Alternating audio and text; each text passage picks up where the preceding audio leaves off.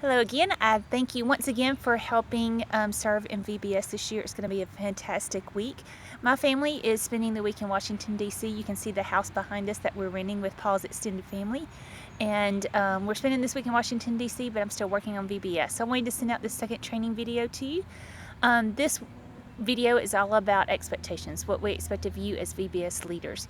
So I'm going to start with the rotation leaders. So if you're teaching one of the Bible study classes, or if you're teaching crafts, recreation, missions, those kind of things, then you probably have the biggest responsibility in VBS.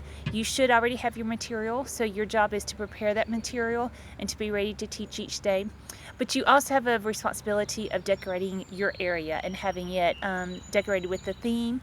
If you need help in that area, please let me know, and I'm sure we can get some students to come help you with that area and get it decorated. Anything that's in the supply room, you're free to use for decorations, but be thinking ahead of time and be ready for that.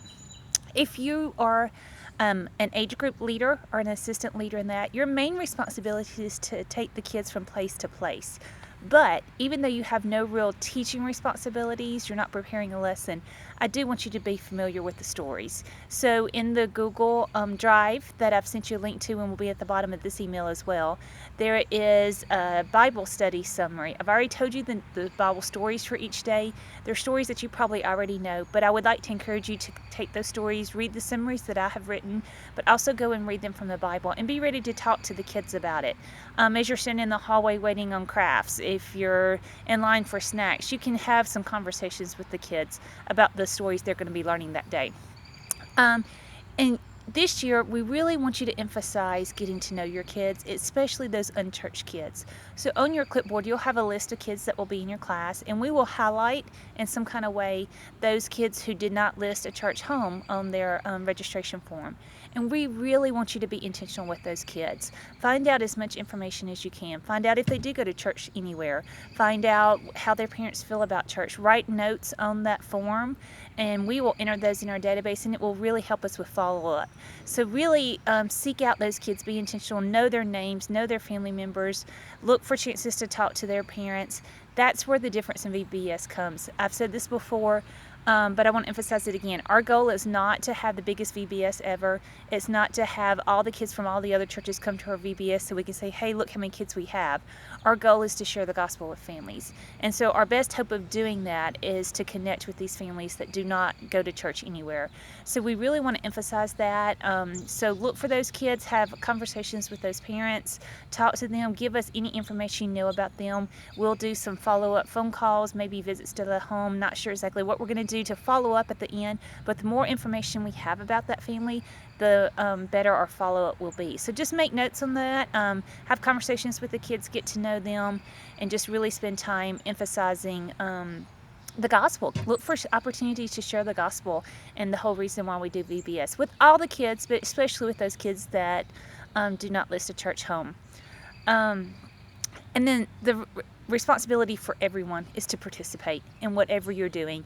At camp this past week, one of the things we had to do, they did this joke where you reach in your pocket and you pull out all your dignity, all your pride, you crumple it up and you throw it away. And to some degree, that's what I want you to do for VBS. Please be involved with the kids. When you're at music time, don't stand in the back, don't pull out your phones, and just interact with each other. Interact with the kids. Get in the middle of the kids, learn the songs with the kids. When you're at craft time, help the craft teachers. Make sure every kid is involved doing the craft. Look for ways to have conversation with them then. Be crowd control in missions time. Help those leaders get your kids quiet. In everything that you do, be involved. So I mentioned cell phones. Cell phones need to be put away. I know I'll have mine in my back pocket. I'll be checking it in case some of you need something.